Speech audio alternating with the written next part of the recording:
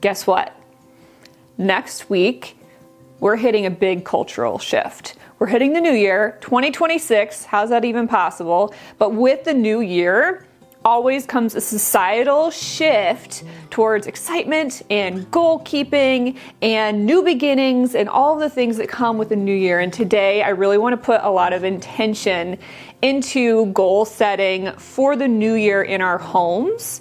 And one of the things that I am actually going to try to be much more intentional in this coming year is sustainability and more secondhand purchases. And I'm going to show you how your home can be completely beautiful going that route.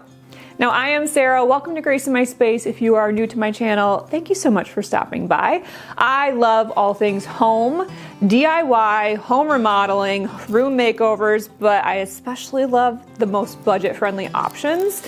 And so after spending almost 2 years fully remodeling the 1970s home that we're in, I am really excited for this coming year to be budget-friendly projects, smaller, more manageable items, because I'm just really tired of big home remodels. And I'm really excited to bring you along. So today, starting out, we're gonna go thrifting, and we're gonna talk about all the different ways that we can make our homes feel like us, feel cozy, feel intentional, have function and purpose, but doing it with a secondhand mentality. Now, every person has their own personal style, and so the things that I am drawn to in thrift stores or antique stores or what I search for on Facebook Marketplace is going to be different than what you are looking for. What I find helpful is to first of all define my style, and I do have quite a few videos up on my YouTube channel that will help you determine what style you tend to gravitate towards. And then once I know that, I have a more visual cue for what I am looking for when I'm sorting through mounds and mounds of items like this within thrift stores or within antique stores. So if you ever feel overwhelmed looking at all of these variety of items from a variety of different decades and home styles, that's your first step. Define your own personal style, and then it will help you really narrow down what your eye looks for when you are in some of these kind of overwhelming environments. Personally, I always look for pottery, baskets, textiles, anything that's kind of unique, just like this simple mirror that I found and is absolutely stunning. Wouldn't that be beautiful on a vanity? It's so simple. It is pretty timeless, and it's just more unique things like that that you really can't find in retail stores, that you have the fun of looking for and hunting for those really prized items. And it is a treasure hunt, because some days you'll go and you'll find absolutely nothing, and other days you'll go and you'll find much more than you bargained for, as I did on this day that I went with my mom and I found this incredible find.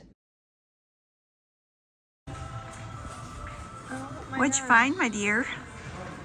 This is $20. Wow. So let me see your shocked face.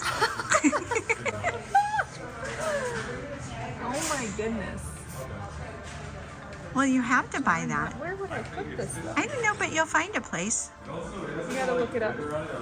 Now, one thing that I think is interesting to point out is that was at a thrift store. It was $20 for a massive antique oil painting. And then I went to a different store and found this small, beautiful antique oil painting that was $190. And so, yes, it is hit or miss. And yes, you do have to be intentional in the hunt, but you can definitely find some really beautiful pieces. And even just thinking outside the box, you'll be surprised how you can use things that were once dedicated for another purpose to meet a need that you have in a new and different way. One thing that I do always love is browsing these types of stores, not necessarily always with the intent to buy, but sometimes just with the intent to be inspired, to think outside the box, to have something different visually to look at than what's normally trending, and to give myself a little boost of creativity, to open my mind to different possibilities. Now, I actually really love that this video is all about thrifting and being resourceful with our finances and with our resources and looking at sustainability. And one of the things that is always a goal that I look at when I head into the new year is spreadsheeting, budgeting. And this year I decided that I needed to cut the archaic spreadsheets that I've been using and make my life a little bit easier. So I downloaded the Rocket Money app, which is today's sponsor for the video. Rocket Money is an easy to use app that helps you save money and manage your money better and more efficiently and a lot more easily than a spreadsheet. A couple of the things that I've really appreciated about the Rocket Money app is that it does give you a lot of resources and save time for you as well as money. So it helps you cancel unwanted subscriptions, it can help you budget, it can help you save towards a goal, and it can even negotiate to lower your bills, which is fantastic because no one wants to spend time on customer service to get a lower monthly bill. But as we head into the new year, I would highly encourage you, scan the QR code, check out the link in my description. You can start this process with the free app from Rocket Money, but you can also get additional features with their premium plan. Highly recommend check this one out. My friends, we are done thrifting. Let me show you what I got. Now, first of all, thrifting and antique secondhand finds, secondhand in general, doesn't always mean that it is extremely affordable. I think that a lot of times we have this mentality that thrifting must equal super cheap, but it doesn't always mean that, and that's okay. Because if I'm gonna spend, what did I spend on this? $35 on an antique crock, I could have spent $35 easily on the exact same size brand new pot from any of our major retailers. And it's just more of a sustainability mindset rather than always having it be a cheap or more affordable mindset. So that's something that I like to point out, because if we only go about this mentality of thrifting from I have to have something that's cheap or more affordable than store-bought, then we will miss out on some really fun finds that are just as affordable as a brand new item, but it has history and charm, and it also can bring you a lot of joy just to know that you're giving an old piece some new life. So I did come home with this crock. I have a crock collection. I have way too many crocks, but I know exactly what I'm gonna do with this one. I also came home with this beautiful wicker vase, I suppose. Now this is an example of an antique find from an antique store. It was only $8, that if I were to buy something like this brand new, it would easily be $30 to $50 in a retail store. So this one is more affordable, but that's not always the case. Now silver is having a moment. It was pretty big for Christmas as far as trends go, which, you know, give or take a trend. They come, they go, they'll come back again. But I actually really love the beauty that silver brings. These are antique pieces. Well, this one actually is vintage. 1983. Point of Woods Invitational is what it's stamped at. It doesn't have the lid, but that's okay because I wanted it as a vase. So I've seen a lot of these floating around retail lately, and they're used as a vase, but they're usually upwards of $50. This one was $5, so I'm gonna polish it up. I got this piece for $6, a footed bowl for $6, and it's silver. Just needs some polish. Don't be deterred when you see something looking this poor on the shelves, because you can polish silver up very easily. Then I got this, which I had to put plastic over because it was getting rust everywhere. But I got this cutie. It's kind of hard to show you. Hold on. Can you see it? This cutie like wire cloche. I don't know. I'm going to use it in the garden as a little bit of a trellis. I think it's so cute. And I snagged that for, I think it was $15. I loved the design of that. And then one more thing. How could I not come home with this? Look how big it is. I don't even know what I'm going to do with it. It's so large. But here's the deal. I looked up the artist, John Wiver, not sure which. He is a early British artist, circa 1900. And the moment that I saw it, I knew it was old, but I didn't know anything about the artist. These pieces are actually worth several $100s, and I got it for $20. from a secondhand shop. Now this could be an investment piece. I could resell it, or I could hang it on my wall. Which do you think I'm gonna do? Oh my gosh. I always just have to kind of show you guys Willow because you've seen her since she was a puppy. Look how big she's gotten. I know. Her hair is finally growing back. I don't know if you saw my mudroom makeover video when she had first gotten her grooming and they shaved her like a rat. She's getting her beauty back.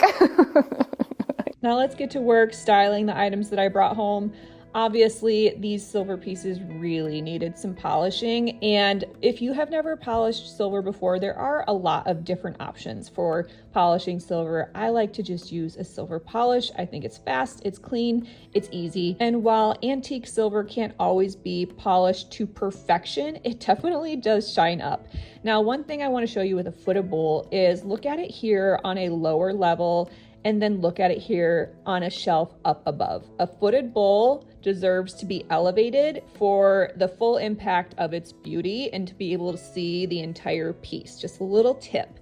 Then I got that other silver piece and I decided to swap it into my kitchen to add a little bit of silver because I like to repeat my materials in different rooms to bring a bit of cohesiveness, and I'll continue styling this for winter as I go.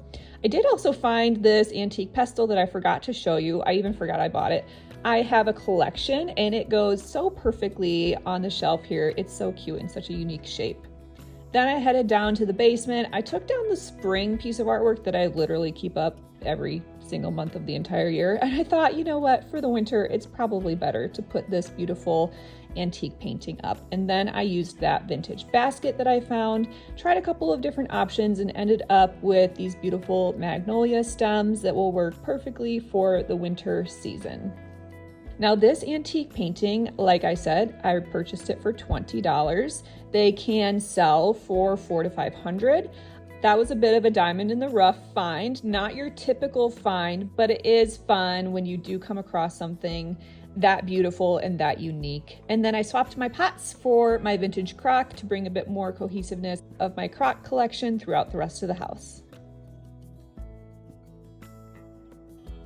I hope that you enjoyed seeing some of the ways that I brought some of these secondhand items in. Stay tuned, there's gonna be a lot more of secondhand styling tips this year.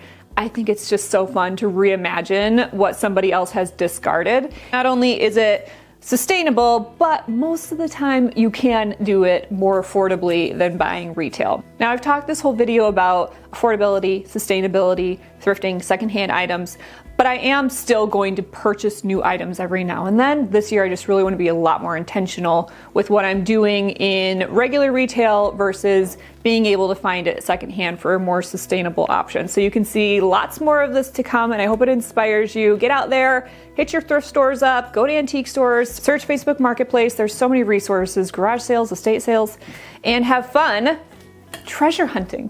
Thank you so much for watching. As always, I appreciate you being here. I will see you next week.